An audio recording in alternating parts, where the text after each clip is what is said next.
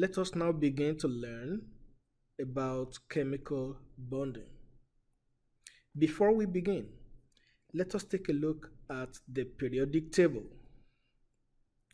On the periodic table, we know we can divide the elements into two camps.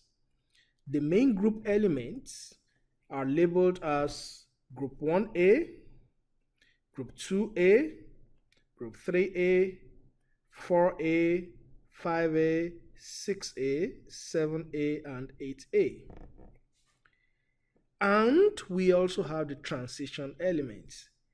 For everything we are going to discuss, when we are talking about the chemical bonding, you can ignore the transition elements. Everything we are going to learn may not work very well for them. Group 1A elements have only one electron in their outermost shell. As a result, we say that they have a valence of 1. Group 2A elements have a valence of 2.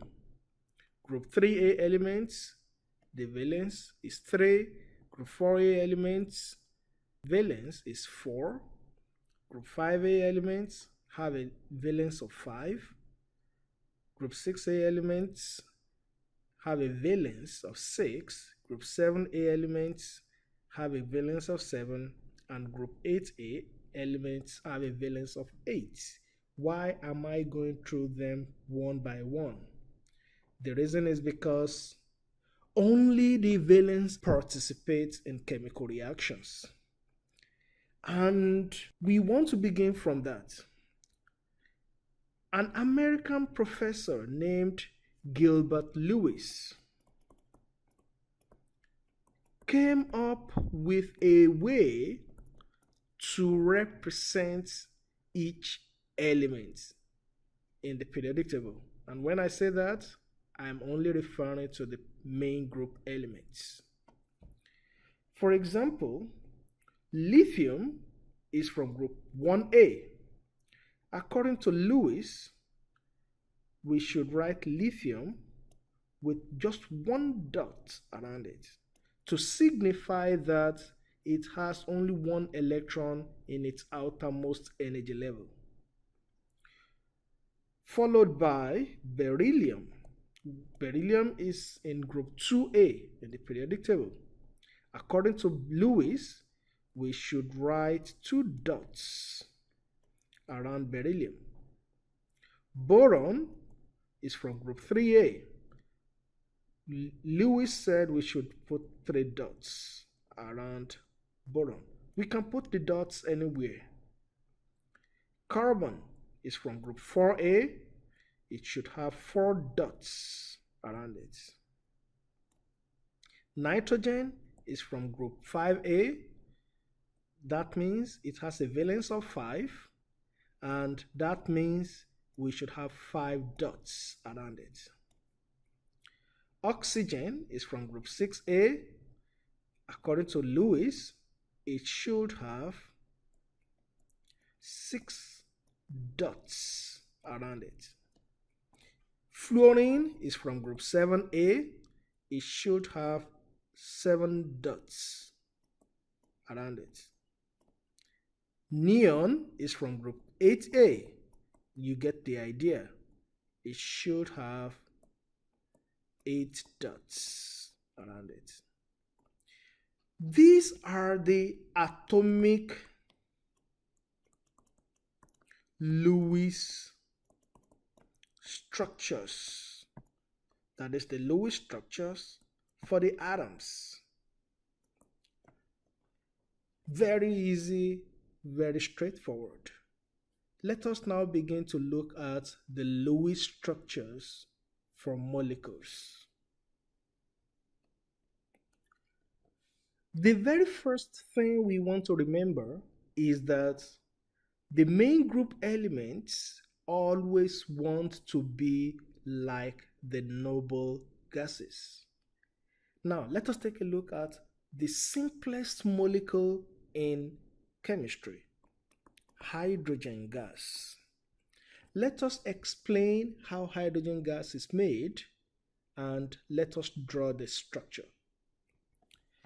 If you look at the periodic table, you would see that hydrogen is from group 1A, which means it should have only one dot according to Gilbert Lewis.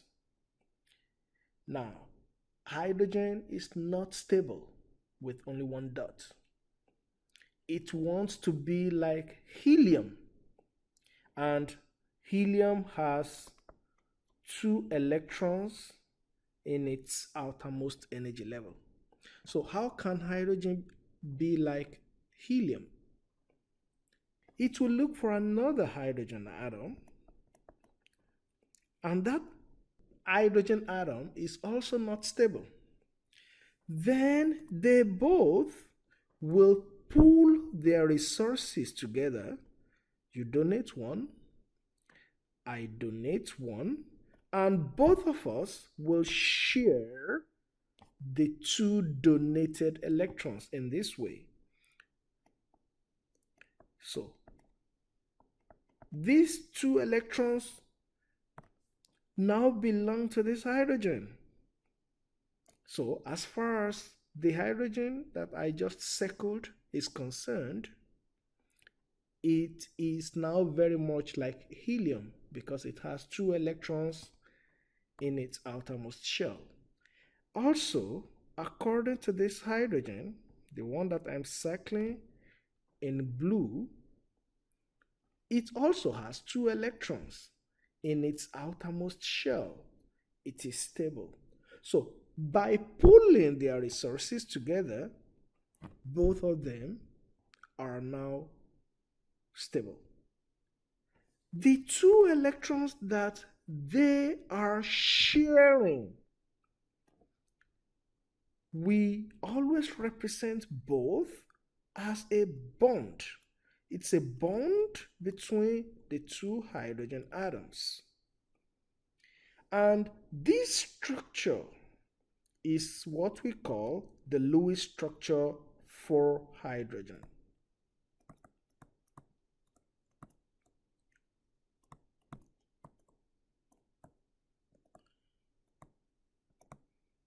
And the single bond between them is called single covalent bond. Why is it called covalent? Because covalent literally means sharing. So this word means sharing. And hydrogen is then said to be a covalent compound because it is formed when electrons are shared. Let us take a look at another molecule that is very common in nature. Oxygen gas. Without oxygen gas, we cannot survive. So, what is the Lewis structure for the oxygen molecule? Oxygen is from group 6A in the periodic table. So, each oxygen is going to have 6 electrons around it.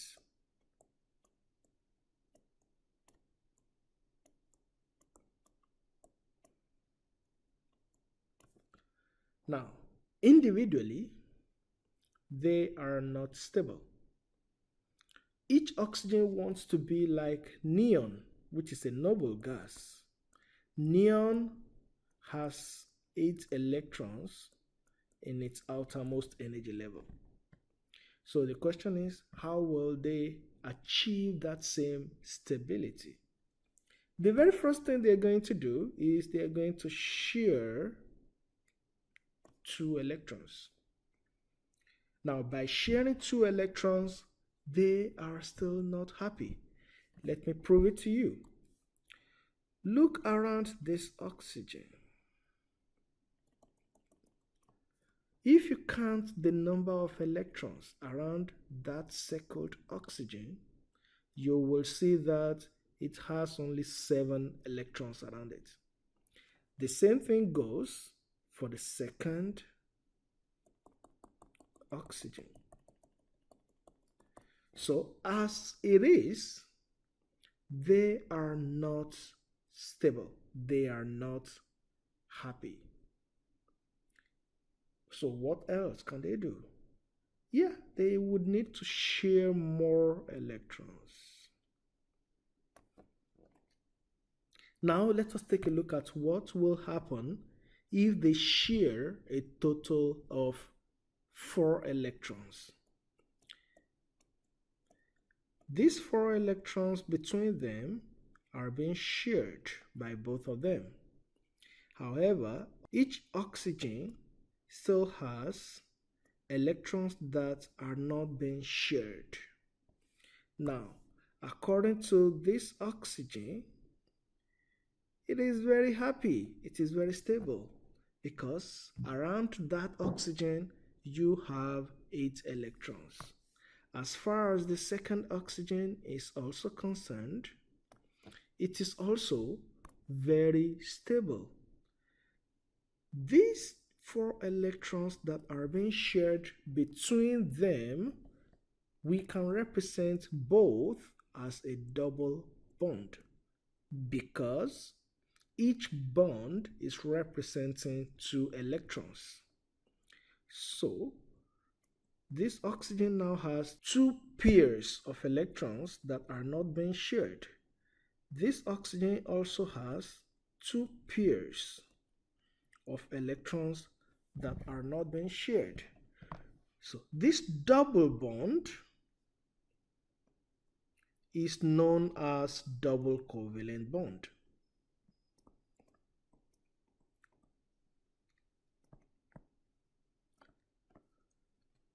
These electrons that are not shared, that are the exclusive property of the oxygen atom, we call them lone pairs. Let us now learn about another molecule. Let us draw the Lewis structure for the most abundant gas in the atmosphere, nitrogen gas. Nitrogen is from group 5A in the periodic table, which means that each nitrogen atom will have 5 electrons in their outermost energy level. However, as we already know, they are not stable with 5 electrons. They want to be like neon. And remember, neon has 8 electrons in its outermost energy level. So how can they achieve similar stability like neon? The very first thing they will do is to share electrons. But if you can't right now, around each nitrogen, we only have 6 electrons, which means that they are not yet as stable as neon. They will share more. If you count right now for each nitrogen, you will see that they have 7 electrons around them, which means they are still not yet stable. And if you share 2 more electrons between them, you will now see that each of them now has 8 electrons around it. Let us redraw this. They are sharing a total of 6 electrons between them. Each nitrogen also has a lone pair. So as far as this nitrogen is concerned, it is now very stable, like neon. It is very happy. As far as the second nitrogen is also concerned, it is also very stable. it has 8 electrons in its outermost energy level. Which means that if we want to redraw this, we will need to draw the two nitrogen with triple covalent bonds between them, and each of them still has a lone pair on it. So this is triple covalent bond.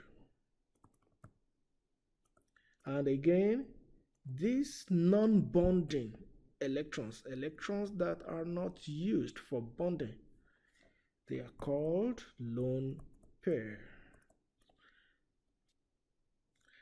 However, the three examples we have used so far are diatomic molecules, which means they only have two atoms. Let us now take a look at molecules that have more than two atoms in them. For instance, let us draw the Lewis structure for carbon dioxide, CO2.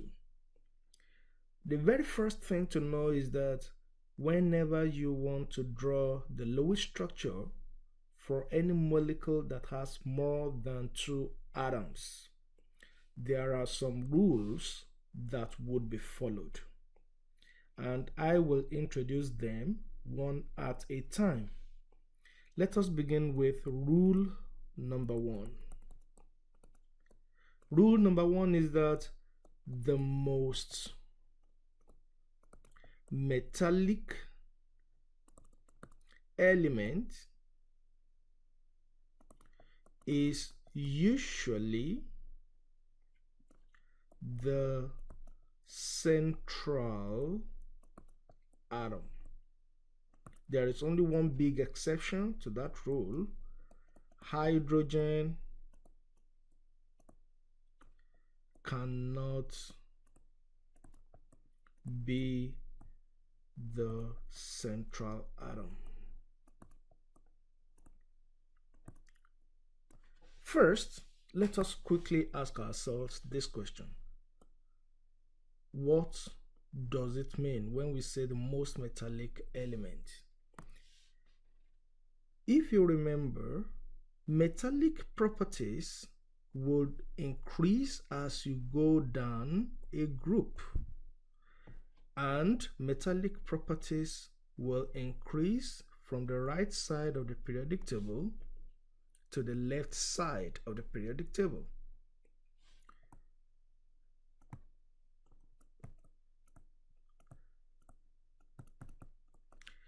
So if we are looking at carbon dioxide, we have only two types of elements, carbon and oxygen. And using the metallic properties trend, carbon is closer to the left side of the periodic table than oxygen. Remember, metallic properties increase from right to left, which means that carbon is more metallic than oxygen. And if carbon is more metallic than oxygen, carbon should be the central atom, surrounded by the two oxygen atoms. Now, let us draw the Lewis structure for each atom. Oxygen is from group 6A in the periodic table, so we're going to put 6 dots, which will represent 6 electrons in its valence. 6 electrons.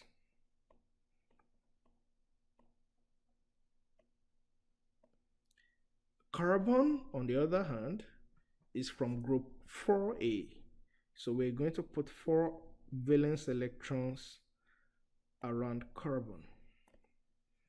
Now, remember, each atom will try to be like a noble gas, which means each atom would want to have 8 electrons in its outermost energy level. And that will lead me to rule number 2. Complete the octet structures of the outer atoms before the central atom. What does that mean? It means that the two outer atoms, in the case of carbon dioxide, we try to make sure they have 8 valence electrons around them. That is the octet structure. Before we worry about the central atom. What we just wrote out here, rule number 2, is also known as octet rule. Let us now satisfy the outer atoms first. This oxygen already has 6 electrons around it. If it shares 2 electrons with the central carbon, and you count how many electrons you have around the oxygen, you will see that it is now 7 electrons, which means the oxygen is not yet happy. It does not yet have an octet.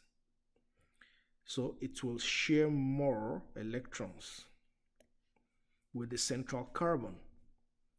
If you now look around this oxygen, you will see that it has 8 electrons around it.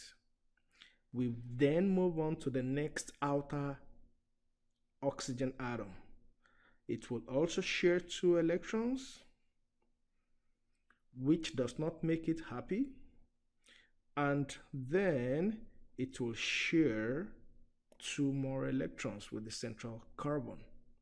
Let me redraw this molecule.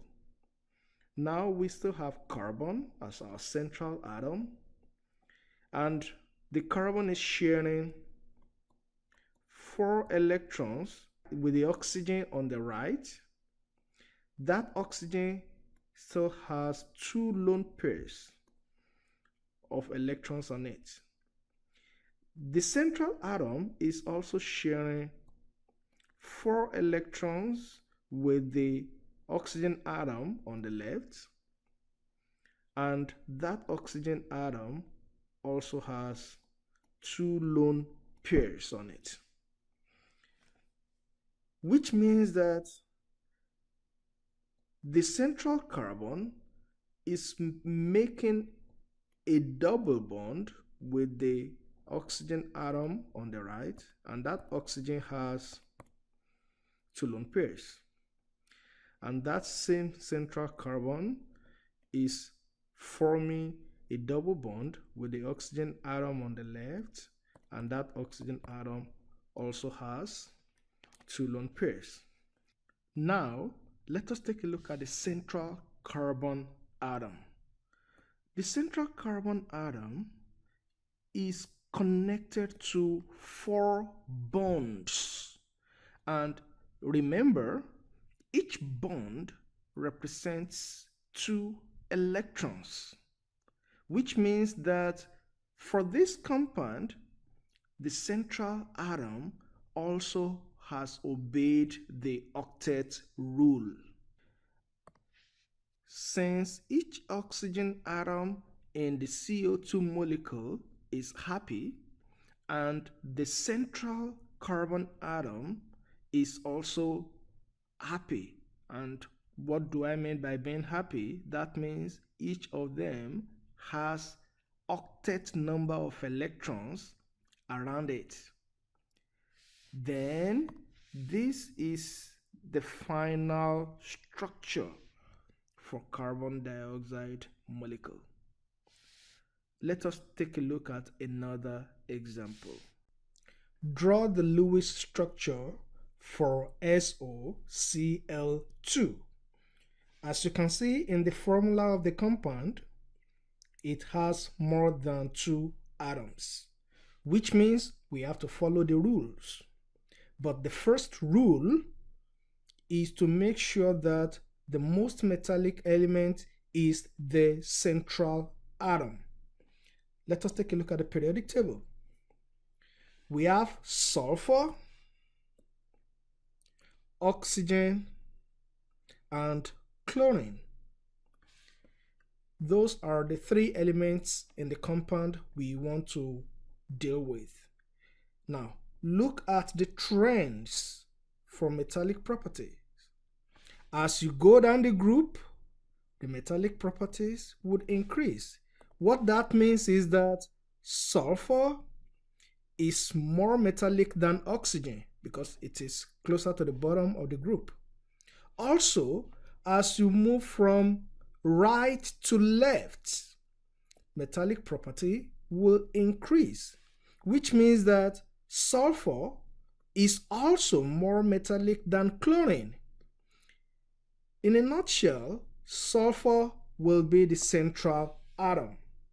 So sulfur will be surrounded by all the other atoms.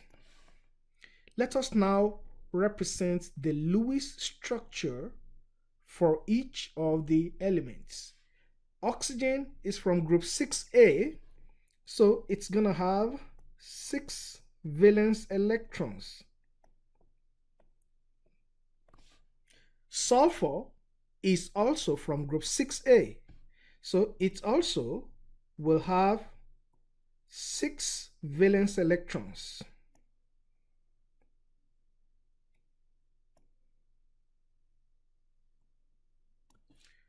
Chlorine is from group 7A.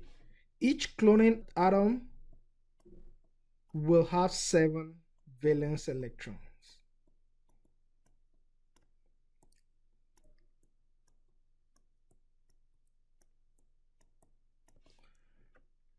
Now, let us obey rule number 2.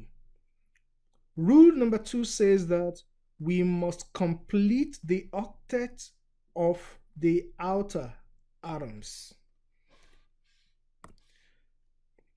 Chlorine has 7 electrons around it.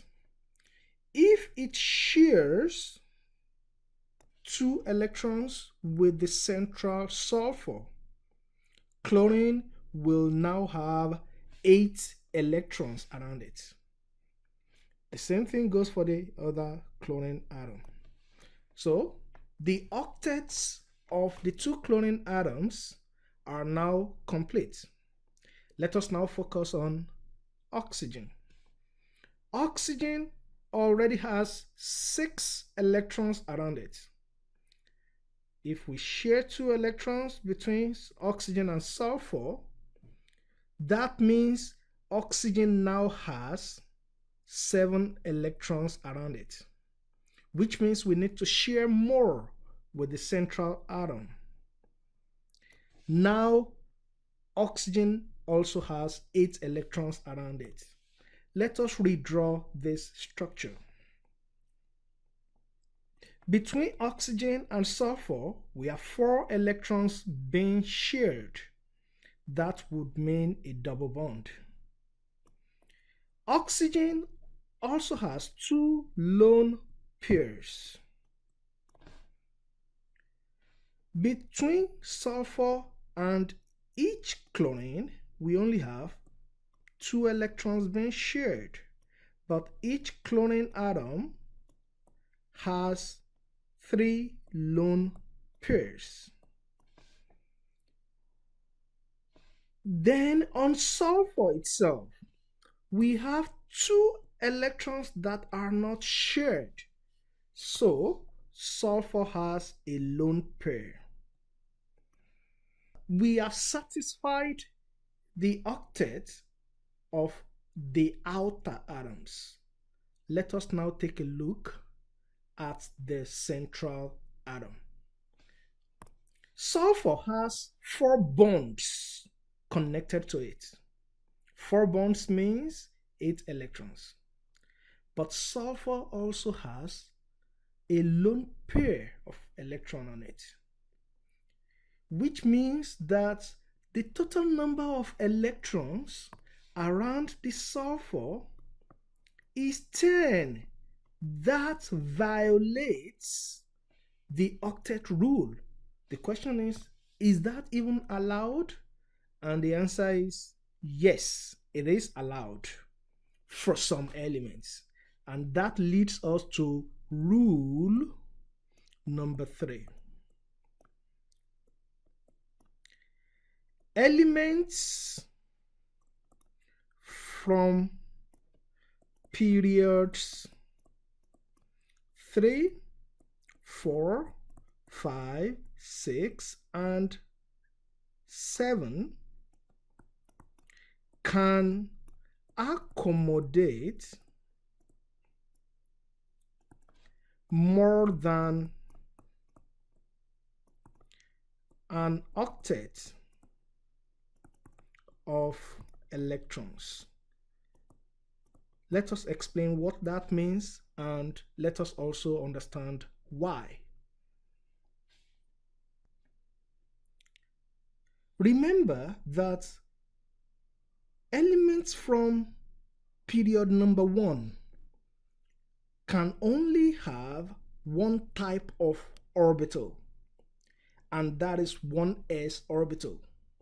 And an s orbital can only accommodate a maximum of 2 electrons, which means that the elements in row number 1 in the periodic table can never have more than 2 electrons around them. So both hydrogen and helium will never have more than 2 electrons around them. Elements from row number 2, which we represent as energy level number 2, can have 2 types of orbitals, 2s and 2p. An s orbital can have a maximum of 2 electrons, while a p orbital can hold a maximum of 6 electrons. What that means is that elements from row number 2 can only hold a maximum of 8 electrons. However, when we get to row number 3, which is represented as energy level number 3, we can have 3 types of sub-levels: S, P, and D. S can hold 2 electrons, P can hold 6 electrons, and D can hold 10 electrons. So, any element from row number 3 can hold a maximum of 18 electrons around it in its outermost energy level. If you look at sulfur, which is the subject of our discussion, sulfur is from row number 3. So, sulfur can accommodate up to 18 electrons in its outermost shell. In SOCl2, sulfur only has 10. It can hold more. That is, it can hold up to 18. And that is also the story for all the elements in energy level number 4, which is represented as row number 4, energy level number 5, energy level number 6, and energy level number 7. And that is why rule number 3 says that if an element is from periods 3, 4, 5, 6, and 7, you can have more than 8 electrons in its outermost energy level.